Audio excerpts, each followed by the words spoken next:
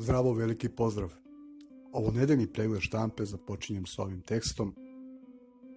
U ovom tekstu se govori o tapanju leda na Arktiku u proteklih 25 godina. Ovo je prikaz i jeste zabrinjavajući, ali moja tema nije otapanje leda, nego jedna konstatacija. A šta drugo očekivati od nas se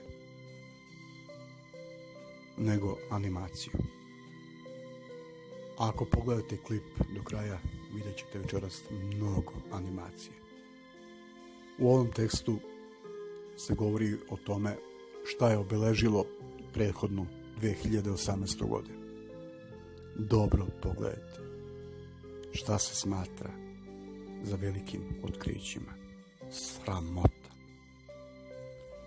Kinezi su poslali sondu na tamnu stranu meseca da bi tamo uzgajali povrće.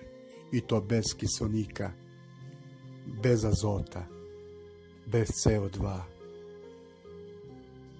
bez pogodnog tla za uzgoj bilo kakvog bilja. Novi horizonti opet su nešto novo otkrili. Hoće li taj satelit najzad da napusti po treći put sunčev sistem? A šta reći o tom nebeskom telu koga su Amerikanci pronašli? Pogledajte na što liči. Neko kaže na kikiriki, a neko na kegle za kuglanje. A jedino što ja mogu da kažem, to je mašta radi svašta. Naučnici tvrde, zbog rasta CO2 postajemo sve umorniji i sve gluplji. I ja bi mogao da se složim sa time, pa pogledajte sve ove novinske članke. I ljudi veruju u njih, pa stvarno smo sve gluplji i gluplji. Naučnici su upoređivali zdravlje NBA igrača i navodnih astronauta.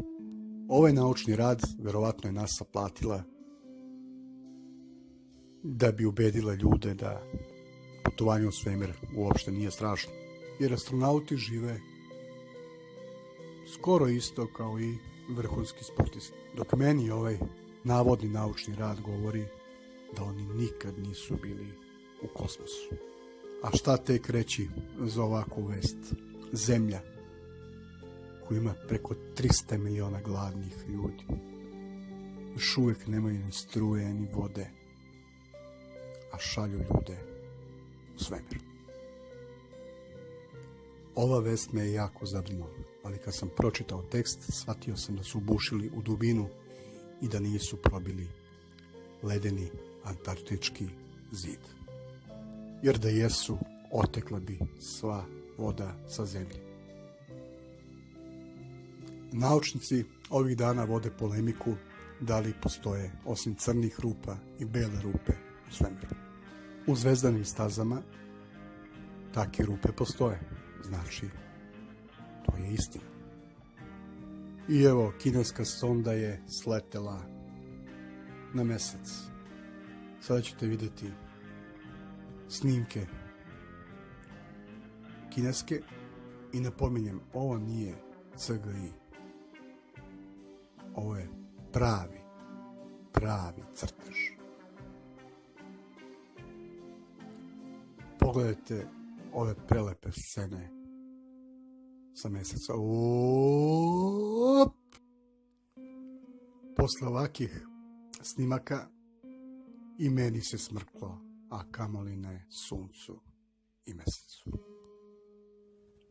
Ruski naučnici rade na raketnom motoru koji će ići na plazmu. Ovo je odlična reklama za fabriku iz Požareca koji proizvodi plazma keks. Nadam se da su vas ove vesti zabavile. Mene jesu. Toliko od mene. Pozdrav.